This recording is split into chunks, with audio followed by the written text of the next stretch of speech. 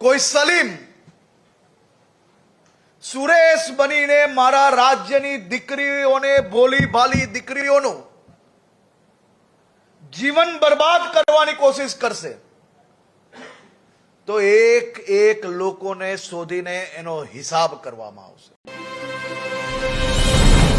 ગુજરાત સરકારે આખરે લગ્ન નોંધણીના જે નિયમો છે એ સુધારા કરી અને વિધાનસભાની અંદર રજૂ કરી દીધા છે અને નવા નિયમો જાહેર થઈ ગયા છે। પરંતુ ગુજરાતના નાયબ મુખ્યમંત્રી હર્ષ સંઘવીએ મીડિયા સાથેની વાતમાં બહુ જ આક્રમક રીતે એવું કીધું છે કે હવેથી કોઈ સલીમ સુરેશ બનીને દીકરીઓનું જીવન બરબાદ કરશે તો તેનો હિસાબ થશે જ। તો આના વિશે હું તમારી સાથે વાત કરીશ। મારું નામ રાજેશ શાહ છે અને તમે જોઈ રહ્યા છો ગુજરાતના સૌથી મોટા ડિજિટલ ન્યૂઝ પ્લેટફોર્મ ખબરછે.com।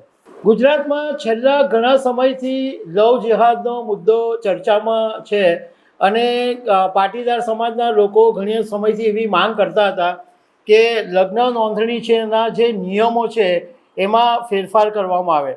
તો આખરે રાજ્ય સરકારે એ નિયમોની અંદર ફેરફાર કરી દીધા છે અને વિધાનસભામાં રજૂ પણ કરી દીધા છે। હવે ગુજરાતના નાયબ મુખ્યમંત્રી હર્ષ સંઘવીએ મીડિયા સાથેની વાતમાં જે કીધું છે એનો વિડીયો તમે પહેલા સાંભળી લો। કોઈ સલીમ સુરેશ બનીને મારા રાજ્યની દીકરીઓને, ભોલી ભાલી દીકરીઓનું જીવન બરબાદ કરવાની કોશિશ કરશે તો એક એક લોકોને શોધીને એનો હિસાબ કરવામાં આવશે। આ પવિત્ર પ્રેમના સંબંધોને જો કોઈ છલ કપટના માધ્યમથી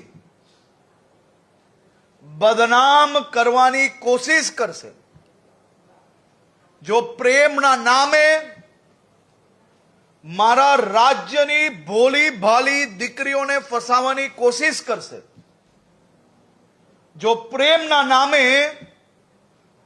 કોઈ પરિવારને બરબાદ કરવાની કોશિશ કરશે, એવા એક એક અસામાજિક, ટપોરી, લેભાગુ, છલ કપટ ધરાવતા એક બી યુવાનોને રાજ્ય સરકાર છોડશે નહીં। ગુજરાતના નાયબ મુખ્યમંત્રી હર્ષ સંઘવીની તમે જો શૈલી જુઓ તો તમને ખબર પડશે કે એકદમ આક્રમક શૈલીની અંદર એવું કીધું છે કે કોઈ સલીમ સુરેશ બનીને દીકરીઓનું જીવન બરબાદ કરશે તો એનો હિસાબ ચોક્કસ થશે અને મારા રાજ્યની ભોળી ભાળી દીકરીઓનું જીવન બરબાદ કરવાની કોશિશ કરશે તો એક એક લોકોને શોધીને સરકાર હિસાબ કરશે અને આ પવિત્ર પ્રેમના સંબંધોને કોઈ છળ કપટના માધ્યમથી બદનામ કરવાની કોશિશ કરશે, પ્રેમના નામે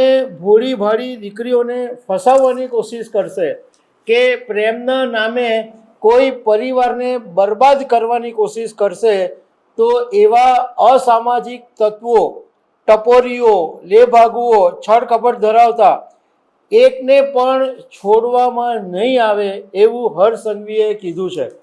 આ બાબતે ગુજરાતમાં ઘણા સમયથી એવી માંગ હતી કે ઘણા બધા જે યુવાનો છે એ એમનું નામ બદલી અને છોકરીઓની સાથે છળકપટ કરે છે અને એવા કેસો પણ નોંધાયા છે કે છોકરીઓને પછી ખબર પડે કે આ તો વિધર્મી છે અથવા આનું નામ બીજું છે અથવા પરિણીત છે અને એવી રીતના છોકરીઓને ફસાવવાના ધંધા ચાલે છે। તો દર્શક મિત્રો, આવા અનેક અપડેટની સાથે અમે તમને મળતા રહીશું। આભાર।